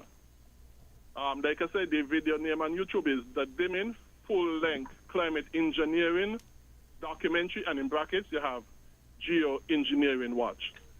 So that is for that. But I would just also like to say quickly as well, in the United States and other places, sexual rape and misconduct also come back to haunt people 20 and so years after. And they have to end up paying a load of money and that sort of stuff. So, but it seems as though we're hearing things as soon as a certain time pass. Okay, that is it. Water under the bridge. Next subject, please. No. And especially, and this was a very serious accusation by Dwyer Estefan. It need not to be let go, but it need to be looked in, and it need to be publicly revealed, and heads need to roll. One way or the other, heads need to roll, because this was a very, very, very serious accusation that may have cost the PAM party the election. Might have been one of the contributing factor. Having sex, accusing two PAM officials having sex with this 13-year-old girl is not something to ignore. It is something to settle and be dealt with properly. Thank you. Okay, you may go ahead, caller. Yeah, well, the only thing I want to say lastly is they have different departments, and they have public, they call those PSs, department heads. Definitely that incident at the airport need to be investigated and be remedied instead of us, talking back and forth about it. We just need the solutions. Of all those PSs who heads up all those departments, they really need to be doing their work and keeping that pressure off the Prime Minister. Thanks a lot, man. You guys have a good day. Same to you. Yeah. Well, various issues, and Greg is not letting go of that one. I mean, but Greg never lets go of what to he some speaks extent, I do. To some extent, I do agree with him, though. If it is something that is true, then why was it done away with? Because if it is true, then it means that there's that individual who was abused, who's still out there hurting and needs some closure, need the situation dealt with. And if it is not true, then it should be highlighted that you do not use and besmirch people's name in the name of politics so that you can, win an election. So there's two sides to it, and both of them he elaborated on quite well. Yeah, and as I was saying, everybody says these things are happening, we're too quiet. But if you know something, excuse me, say something. My voice decides it's going to take a break on me. Excuse me. Yeah. Yeah, so we have to protect our young women and our young men, excuse me, because we don't know who it's happening to. And we oftentimes hear sometimes our very own adults encourage it or whatever. We don't need to be doing that. The children need to be children. Children need to come up in their stages. Let them be. And whomever needs investigating may the investigation happen. Yeah. What do they say? Let the chips fall where they may? Where they may. Yeah. Hello, caller? Yeah, good morning again. The thing to do with people who post things like this, it's first of all, it's not going to stop, okay? And I'd be very surprised if really the reports that the powers that be are more concerned about identifying who posted something like this as opposed to fixing the problem. Yeah. That would be very petty. Okay? Yes, I know we're famous for a lot of pettiness around here, but really that would take the cake. Okay? The way you deal with things like these is to be forthright, open, and transparent. Yeah. Right? You recognize that there's a problem, and of course, you would expect that there may be leaks and so on. Yeah, I'm sure there were leaks in a lot of buildings. Right? As a matter of fact, I understand that Anguilla had to close the airport. Yep, because they did. Right. Maybe yeah. we should have closed ours early too. Well, the thing about it is that it happened when flights were already on the ground. As a matter of fact, I happened to pass across there, the bypass road, and saw British Airways there, just sitting there. So there were probably people in the terminal. You couldn't just close it. Yeah. Yeah. Right? But the way to deal with these things is to be transparent. Most definitely. Recognize that there was a problem and say that you're looking into the matter urgently, trying to find out exactly what and why the problem occurred, and that you're going to fix it. Yeah. Right? You don't try to hide things in this day and age. It doesn't work. Yeah. Right? People will speculate. If you try to hide things, people are going to speculate, and you end up having to do more cleaning up than anything else. Yeah. Come straight out and be upfront. Yeah, we have Okay, we have another caller. Don't hang up. Yeah. Hello. Go ahead, caller. Good morning, Brother Quinn. Yes. Good morning, Potencia. Good morning. That's her name, right, I think. A humble greetings to all. First of all, I chime in late, so I believe I'm hearing something about negativity and publication of people who try to defamate one.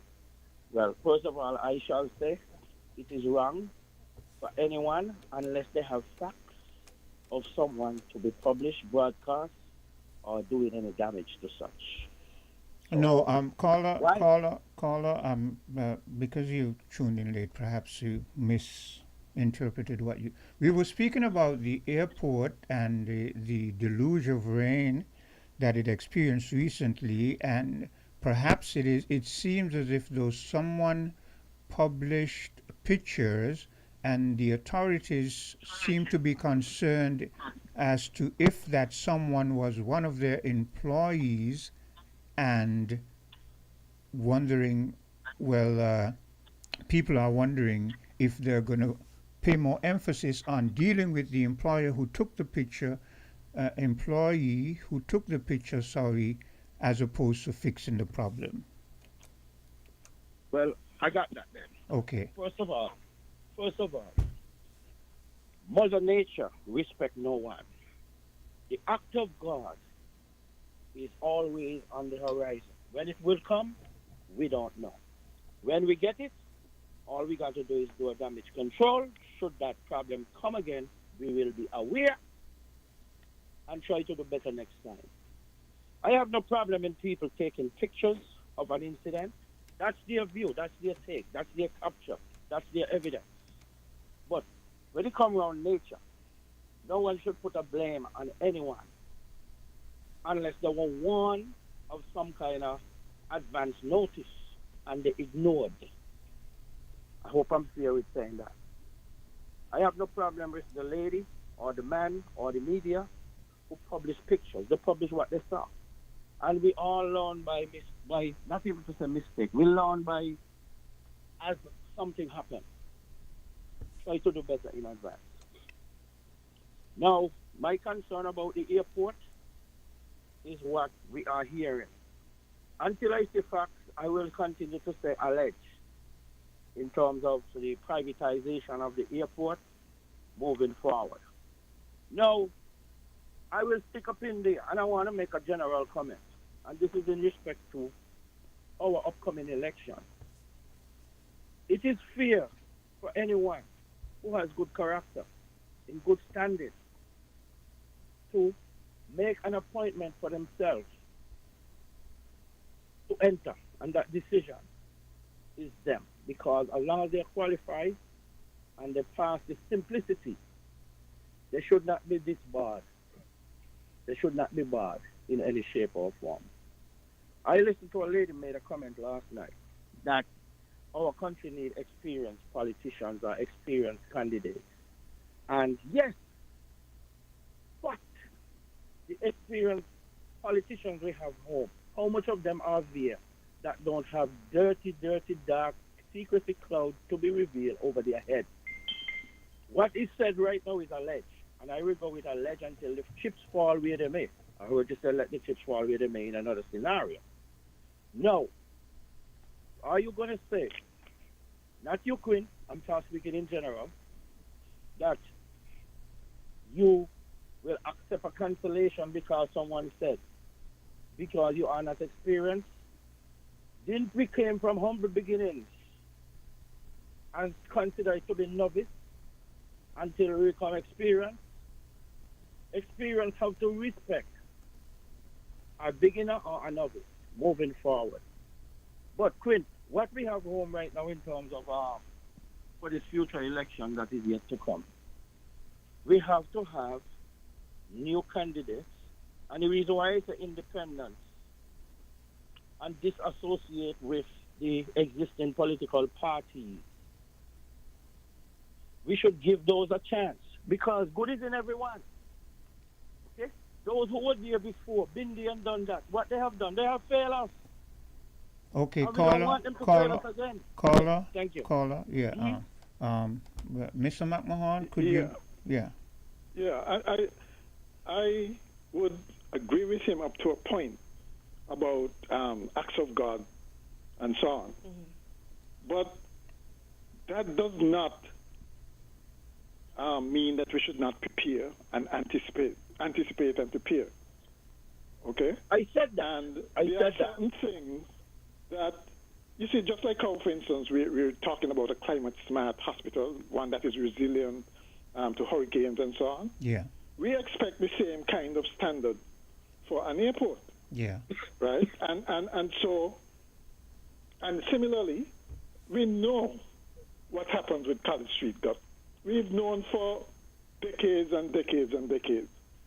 And I'm saying by now, we should have come up with some kind of solution to divert the water way up in the water course and probably bridge the gut.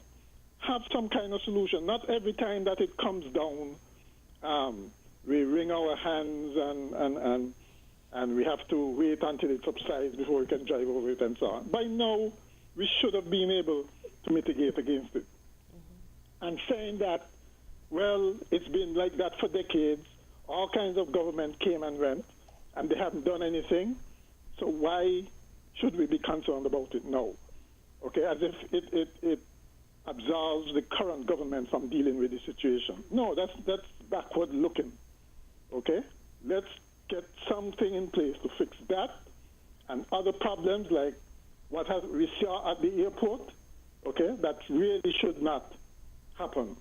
Okay, we can't just keep making excuses all the time, right? We have to do something about it, and I maintain that whistleblower should not come under some kind of whistleblowing protection. The fact that somebody shoot a video and released it. Yeah, okay? I agree. I mean, that is really taking advantage of the point of information. Legislation, the things that you should not release. Okay, what's a national secret in that? An airport flooding? You know? Oh my goodness. Point of information. Sometimes we get caught off guard. We never anticipate, but all things are possible.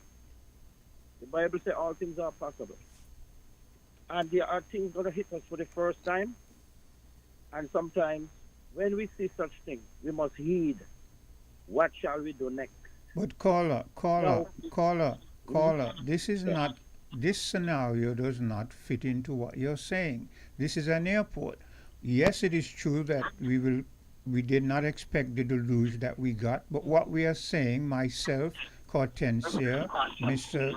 McMahon, and many others, is that when you have an airport, which is very, very vital to the commerce of your country, you should make sure it is in good condition. And when you have these deluge, we're not saying you might not have some leakage here, a little seepage there, but not to the extent that we saw. Not to that extent. Exactly. Yeah. I that agree, looks but terrible. let me finish my, if you're overseas and have something like that, it looks disgraceful, right? And we must face up to it, not run from it, or try to cover it up, right? Get the problem fixed.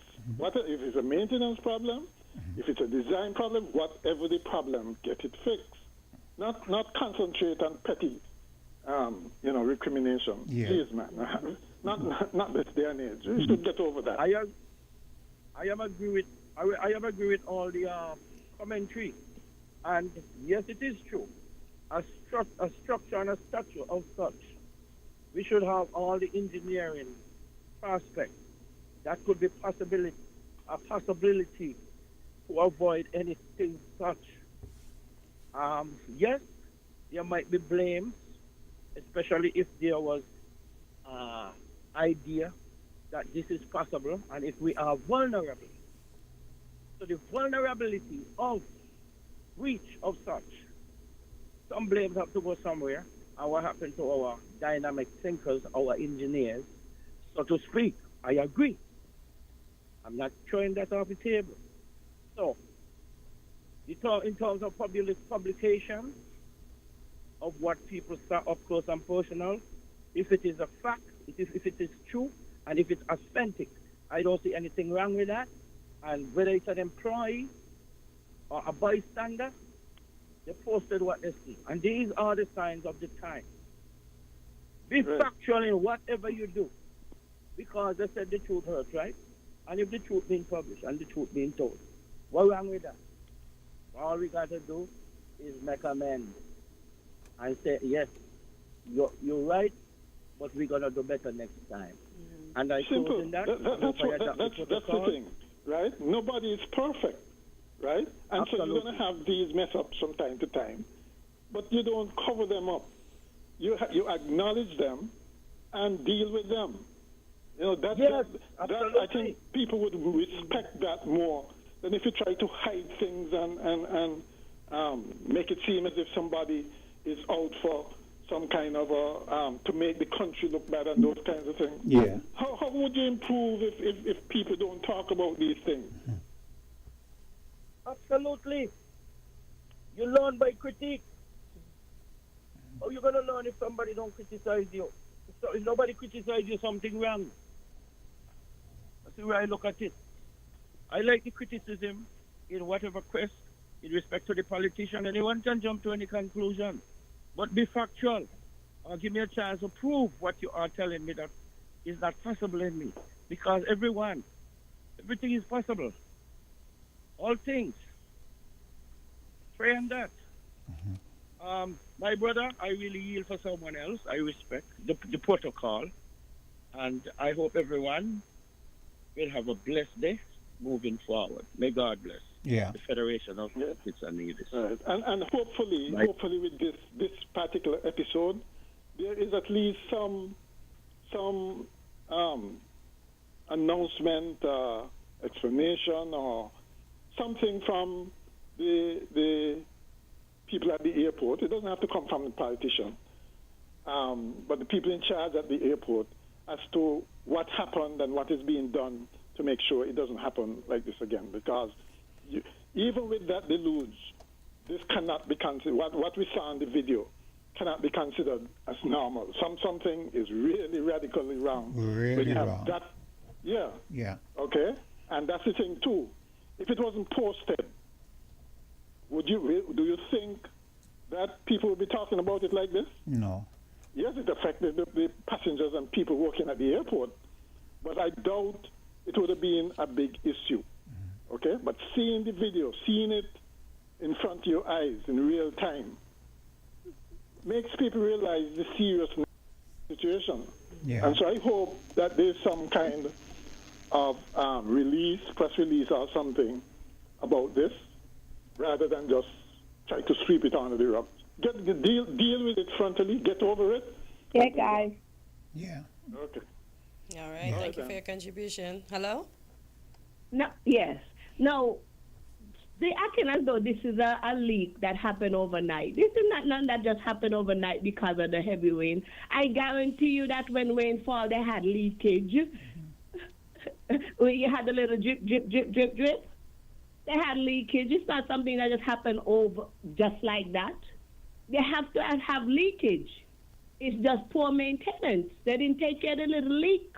So then when God opened up the heaven and the rain poured on like that in gutters, it come through an abundance. But I guarantee it was no just happen spur thing. They had leakage before. Yeah. They didn't maintain it. It's poor maintenance. Yeah. But yesterday I wanted to call him, but I said, it was traffic talk. Y'all repeat saying something that to me sounds really foolish. When traffic talk, we're talking and they're talking about the roundabout there by the airport. They keep saying when you're coming from Connery, hello, the roundabout is in Connery. That's all that is Connery. No, but it sounds so stupid. Yes, but for the average person that's listening, that's how they interpret it. So they have to say it When accordingly. the roundabout comes by the airport, it sounds better when you say you're coming from chaos. Because the roundabout But that's too far. So you need to keep the people, you need to keep the person's visual closer. To say Keon, that's too far. Because Keon is like ways. I don't know ways far. Yes, But the yes. proximity. We tell them how much the Connery they rob us now. You know, I don't get that started. You see, I'm trying to be quiet here. Oh, you boy. know? I realized it today. Caller, they don't mean it like that. We don't mean it like that. We just need to let the people know. They keep trying to rob us. Yeah. Do you know how much the Connery they done rob us? You know, boy, I tell you. I remember when I was young, and I used to look from my mother's back veranda and look at the airport over there. When we growing up, used to be all the stigma of people saying that you're from Connery, you live on the dump and blah, blah, blah. And I remember thinking as a young boy, let them go ahead. You see where that airport is? It's going to benefit us one of these days. And you see how it's happening? In Connery. Yeah? The welcome to Canary sign used to be all the way up down by where Value Mart be. They move it all the way. Oh, hey, boy. Listen. They just keep trying to rob Canary, boy, I tell you. Yeah. But you The see airport Connery in is the in door. Connery. Coming out of Connery. So we're making people know Connery's still there. The roundabout. Yeah. So Connery's still being bigged up. Yeah.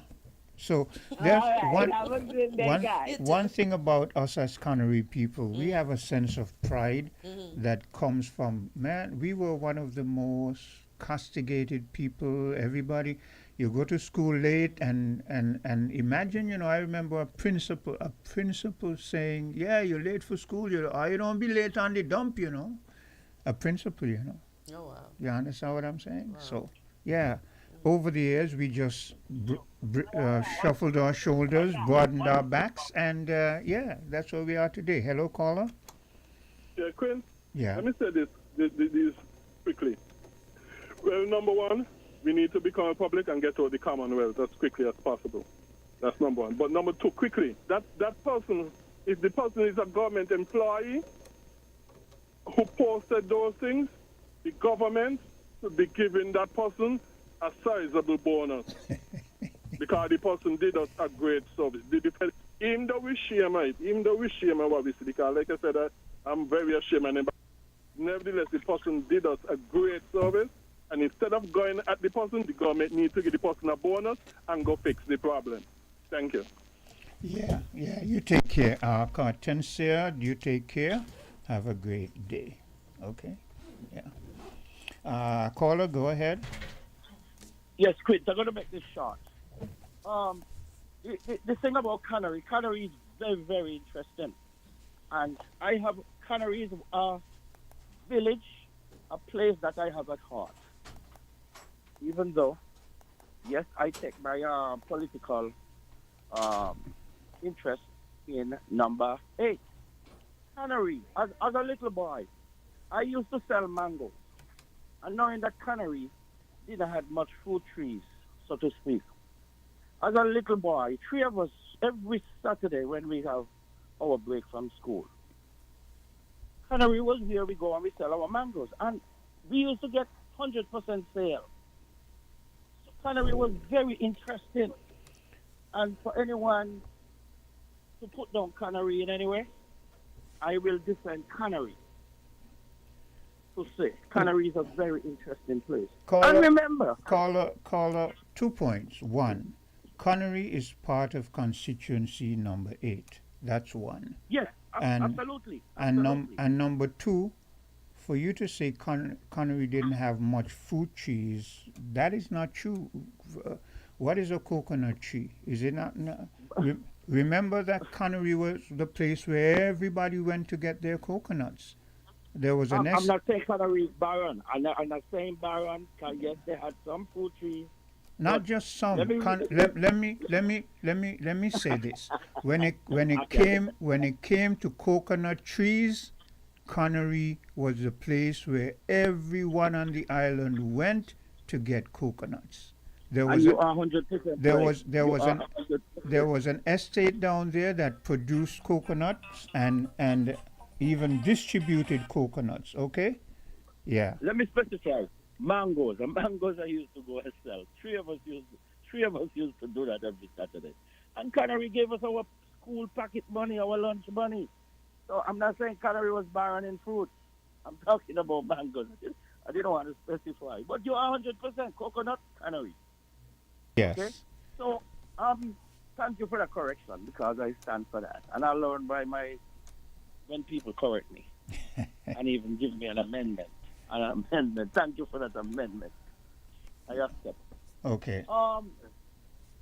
And Clint, I must say, I like your style, and I just want to encourage you to continue to do what you do. Whether you agree or disagree, you are a man of point and a realist. But I must say big up to all the Canary people this morning, and I hope they are proud. And not because the dump is there, Canary is doing a good thing. At least they are taking everybody's garbage while they clean their country, clean their villages, we must have utmost, profound respect for Connery because they are accepting our the rest of the island garbage. Yeah, well, fortunately for us, the stigma doesn't seem to be as people have become more enlightened. But when we were young growing up, man, it was a big thing. Now you use the word realist, and I should caution people to be very careful when they use that word realist, because I keep saying to people, I hear a lot of people say, I'm a realist. And I say to most of them, you're not a realist. Because after they say the word, I'm a realist, you say something and they get all flustered and their pressure go up. I am a realist. And let me tell you, I know that. And let me tell you, being a realist is one of the hardest thing an individual can do. You know why? Because when you're a realist, you have to accept the facts even when it hurts you to the core. And not many individuals in this world can accept the facts of reality, especially when it hurts them. You understand? Because the truth hurts. So be very careful when you go around saying that you are a realist, because 98% of the people who say they are realists are not realists. It is not easy to be a realist. To be a realist is a hard thing. Okay? Well, Quid, a realist is a person who being true to themselves and they can express that by action and not being judged by another man into condemnation. And you stand for who you are and what you are. That's how I look at it. And when I say you are a realist, I see that in you, and I've heard that in you, and I'm not going to change it. Yeah. Thank you for the time. Yeah. Bye for now. You take care. And that is how we're going to bring an end to Voices for today. Do take care. Do continue to have a great day. We're different. We're 98.9. 98.9. Win FM. You ever hear earthquake call and say, hello, Miss Lee, yes, it's me, earthquake, I come in Tuesday around 10? No, sir. Earthquake does arrive unannounced, and when it come, it shake all sense and sensibility out of we. Remain calm, stay inside, and do the DCH. Drop, cover, hold on. Once the shaking starts, you know it's earthquake. Make a quick move to a safe place. Don't run to the door, we are in the exit. Stairs might broke up or full of people. Elevator, avoid that, because you might get in and poof, power gone, and you're stuck in that box without ear. Take cover under a strong table or a bed, or crouch against an inside wall or in a corner, and cover your face and your head with your arms. Remember, DCH, drop, cover, hold on. Glass windows and doors, outside walls and doors in an earthquake, bad news. Take care yourself. Most injuries during earthquakes happen when something drop and hit people entering or exiting a building. Last thing, nobody run outside and ask, you feel it, you feel it? Remain calm, stay indoors until all the shaking stop, and do the DCH, drop, cover, hold on. This message is sponsored by the Australian Government, AusAid, and produced by NEMA in collaboration with WinFM.